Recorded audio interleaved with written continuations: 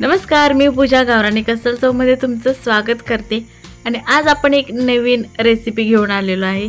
म्हणजे left over idli असते की नाही, त्याचा भन्नाट असा क्रिस्पी आणि एकदम मस्त असा टेस्टी नाश्ता आपण वेगळा बघायचा आहे। तर सगळं तर ती बघा, हे माझ्या इडल्या आहेत त्या, म्हणजे मी सकाळी इडल्या बनवलेल्या आणि त्याच्यातले एक 8-9 शिल्लक राहिलेले आहेत।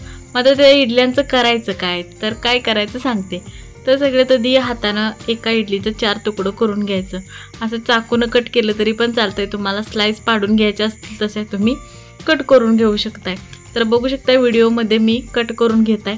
आता सगळ्या इडल्या सगळ्यात आधी कट करून घेऊया। आणि ही रेसिपी जर आवडत असतील माझ्या, तर चॅनलला लाईक करा, शेअर करा, सबस्क्राईब करा आणि बेल आयकॉनला पण क्लिक करा बरं का।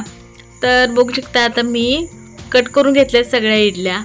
तव्यामध्ये मी चपात्या केलेल्या होत्या, त्याच तव्यामध्ये मी 1 चमचा तेल टाकले, अर्धा चमचा मोहरी टाकून घेतल्या। मोहरी छान अशी तडतडवून घ्यायची।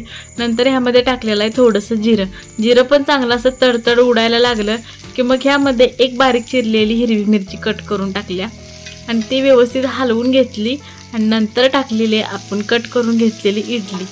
ह्या इडलीवरती आपल्याला आता मसाला ॲड करायचा आहे। मसाला म्हणजे काय, तर मॅगी मसाला असतोच की नाही, चटपटीत लागतो मॅगी मसाल्यामुळे, त्यामुळे मी 2 चमचा मॅगी मसाला याच्यावरती टाकलाय।